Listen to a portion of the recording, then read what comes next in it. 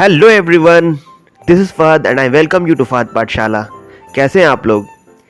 तो आज जो हम लोग पढ़ने वाले हैं वो टॉपिक है। तो G20 का जो टॉपिक है उसमें आप लोगों को जो ऐड किया गया सिलेबस में वो ये है कि एग्जामिन द सिग्निफिकेंस और role of G20 and its significance in the light of India's present role. ठीक है, तो बेसिकली इसका मतलब ये हुआ कि G20 जो समिट हुआ है इंडिया में, तो इंडिया जो इसको होस्ट किया है तो इसमें क्या क्या इंपॉर्टेंट बातें थी जो मुद्दा था जो ध्यान में रखा गया है, और इंडिया का गवर्नमेंट का क्या इसमें रोल रहा है कि क्या मुद्दों पर इंडियन गवर्नमेंट जो है उसमें इंडिया का क्या उसमें कंट्रीब्यूशन रहा है। तो इन चीज़ों को हम लोग देखेंगे। तो इससे पहले कि टॉपिक को स्टार्ट करें, आप G20 का जो सिंबल था वो देखो आप, ये था G20 कमल का फूल, जो 20 का 0 है वो अर्थ के शेप में था और नीचे कमल का फूल था, और ये नीचे उसका जो स्लोगन था या लोगो कह लो, या फिर ये तो लोगो हो गया, इसका जो थीम था वो वासुदेव कुटुंबकम था। ठीक है, ये संस्कृत का वर्ड है वासुदेव कुटुंबकम, जिसका मतलब होता है one earth one family one future. ठीक है, ये तो आप लोग इसके बेसिक बात को जान लिए। अब हम लोग जो टॉपिक है इसको हम लोग डिटेल में पढ़ेंगे। तो G20 क्या है? G20 जो है ग्रुप ऑफ 20 नेशंस है, 20 कंट्रीज है, जिसमें इंडिया भी पार्टिसिपेंट है। अच्छा, G20 होता क्या है कि जो पूरे वर्ल्ड लेवल पे जो सबसे टॉप इकोनॉमी वाला जो देश है, जहां का जीडीपी सबसे ज्यादा होता है, तो वो उनका जो टॉप कंट्रीज है उनका ग्रुप है वो G20। ठीक है, और ये जो 20 कंट्रीज है इनको टाइम टू टाइम हर साल मीटिंग होता है, ताकि जो है वो इकोनॉमिक लेवल पे बड़े बड़े डिसीजन को ले पाए और वर्ल्ड इकोनॉमिक जो स्टेबिलिटी है उसको मेंटेन रहे, ताकि जो 1929 में जो वर्ल्ड इकोनॉमिक डिप्रेशन आया था वैसा कुछ ना हो दोबारा। ठीक है, तो इसको देखते हुए ये G20 सम्मेलन किया जाता है। तो G20 सम्मेलन जो होता है ये पहली दफा कब फाउंड किया गया था? 1999 में, और इसका मकसद क्या था वो आपको बता चुके हैं। इसमें अदर 19 कंट्रीज है और एक यूरोपियन यूनियन है। ठीक है, चलो अब आगे बढ़ते हैं। तो इसमें G20 के जो मेंबर्स कंट्री हैं वो अर्जेंटीना है, ऑस्ट्रेलिया है, ब्राजील है, कनाडा है, चाइना है, France, Germany, India, Indonesia, Italy, Japan, Republic of Korea, Mexico, Russia, Saudi Arabia, south Africa, Turkey, United kingdom, United state and European union है। क्लियर हो गया? तो ये 20 देश हैं जो इसके पार्टिसिपेंट है। अब G20 का जो फंक्शन होता है, G20 के जो लोग होते हैं कंट्री में, जो उसके जो लीडर्स होते हैं, वो जो हर साल मिलते हैं तो वो किस मकसद से मिलते हैं? तो उनका जो मकसद होता है कि वर्ल्ड का जो इकोनॉमिक है वो फाइनेंशियल जो स्टेबिलिटी है वो मेंटेन रहे, डिजिटल इकोनॉमी जो है वो मेंटेन रहे, क्लाइमेट फाइनेंस पे चर्चा हो, क्लाइमेट चेंज मिटिगेशन जो है, क्लाइमेट चेंज जो हो रहा है उन पे चर्चा हो, जो सस्टेनेबल डेवलपमेंट है, जो सस्टेनेबल डेवलपमेंट का 17 गोल्स है उन बातों पर चर्चा हो। तो basically economic point of view से इसको देखा जाता है, और बाकी अदर एस्पेक्ट जो होता है इन्वायरमेंट का, उन चीज़ों को भी सस्टेनेबल डेवलपमेंट के साथ साथ देखा जाता है। तो मेन जो फंक्शन होता है, मेन जो पॉइंट ऑफ कंसर्न होता है G20 का, वो यही सब होता है। लेकिन ये तो इन जनरल होता है। और अभी जो हुआ था G20 समिट इंडिया में, तो उसमें किन बातों को मुद्दा में रखा गया था वो भी हम लोग देखेंगे। तो G20 के बारे में एक बात और जान लो कि ये जो G20 के जो 20 कंट्री है वो अकेले 85% यानी कि 85% जो है वर्ल्ड का जो जीडीपी है, जीडीपी समझते हो आप, गुड्स सर्विसेज से जो मनी होता है कलेक्ट, वो उसको जीडीपी कहते हैं। तो वर्ल्ड में मान लो जो टोटल जो जीडीपी है उसका 85% ये अकेले 20 कंट्रीज होल्ड करते हैं। ठीक है, और 75% जो इंटरनेशनल ट्रेड होता है ये इन्हीं 20 कंट्रीज की वजह से होता है। टू थर्ड जो वर्ल्ड का पॉपुलेशन है ये इन्हीं 20 कंट्रीज में। तो आप सोच सकते हो कि ये 20 कंट्रीज जो है वो वर्ल्ड लेवल पे कितना इंपॉर्टेंट रखता है। ठीक है, तो ये चीज है। अब आगे बढ़ते हैं, इंडिया रोल इन G20। तो इंडिया का जो रोल था G20 में उसके बारे में हम लोग बात करते हैं। तो the G20 presidency rotates among the members countries annually. ठीक है, तो कहने का मतलब है ये G20 है, ये हर साल जो इसकी जो मेंबर कंट्री है उनको मौका मिलता है कि करके सबको होस्ट करने का। तो पिछले साल जो मेंबर थे इसके इंडोनेशिया, तो उन्होंने दिसंबर में होस्ट किया था पिछले साल, और वहां से फिर इंडिया को मेजबानी मिला 2023 के लिए। तो फिर G20 2023 सितंबर में जो हुआ वो इंडियन कंट्री इसको होस्ट की। ठीक है, और इंडियन गवर्नमेंट जब इसको होस्ट की तो इसमें जो स्लोगन रखा गया था वो था वासुदेव कुटुंबकम, यानी कि पूरी दुनिया हमारा एक परिवार है, ठीक है। One earth one family one future, इसका स्लोगन का मतलब है, ठीक है। अब आगे बढ़ते हैं। India want to bring about a shared global future for all through the अमृतकाल।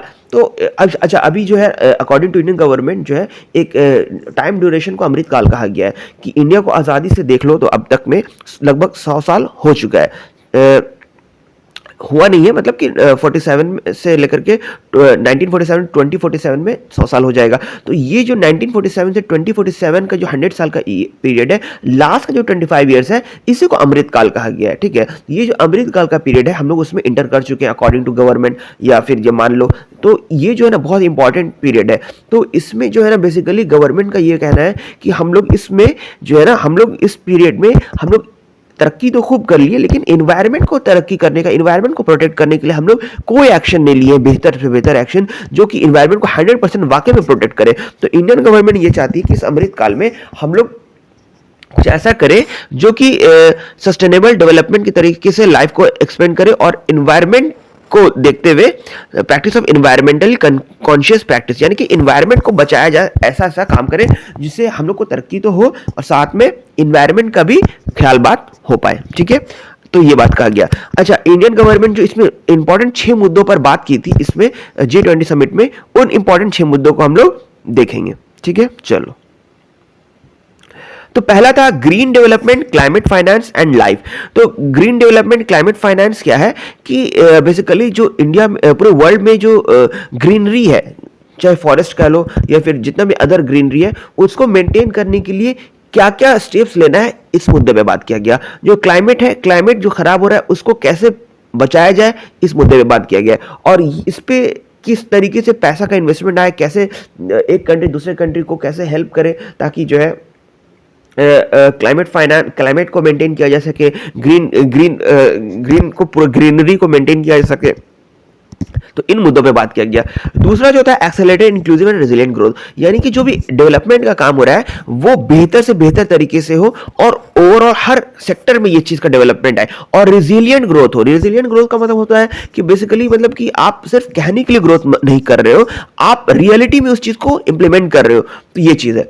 तीसरा जो एक इंपॉर्टेंट मुद्दा जो चर्चा में का विषय बना था वो था एक्सेलरेटिंग प्रोग्रेस ऑन एसडीजीज, यानी कि जो सस्टेनेबल डेवलपमेंट गोल सेटअप किया गया था, तो उन सारे सस्टेनेबल डेवलपमेंट को गोल्स को बेहतर से बेहतर तरीके से इंप्लीमेंट किया जाए और इसमें कोताही नहीं रहे, ठीक है। चाहे आप इसका आप हंगर का बात कर लो, आप जो अदर एस्पेक्ट्स था एसडीजी का उनके बारे में बात कर लो, तो हर एक मुद्दों पे एसडीजी के चीजों को ख्याल करते हुए उसको एक्सेलरेट करना है।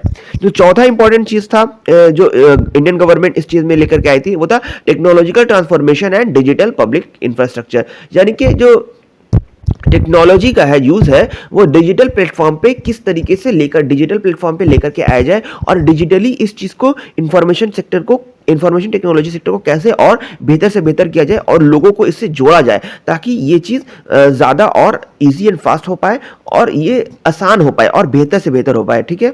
जो पांचवा था वो था multilateral institution for the 21st century. Multilateral institution for the 21st century का मतलब क्या हुआ कि इस सदी में जो है जितने भी कंट्रीज का अपना में जो अपने अपने ग्रुप का जो मीटिंग होता है, जैसे कि सार्क होता है साउथ एशियन कंट्रीज का, जैसे इंडिया, पाकिस्तान, बांग्लादेश, श्रीलंका, इन कंट्रीज का कुछ आपस में मीटिंग होता है, अपने मुद्दों पर चर्चा करते हैं। तो इनका एक ग्रुप हो गया। जैसे कि ये हो गया आपको और भी अदर कंट्री का ब्रिक्स समिट हो गया, ब्रिक्स के देश हैं वो हो गए, ठीक है। फिर उसके बाद क्वाड सम्मेलन होता है जिसमें ऑस्ट्रेलिया, जापान, इंडिया और इस तरह की कंट्रीज होती हैं।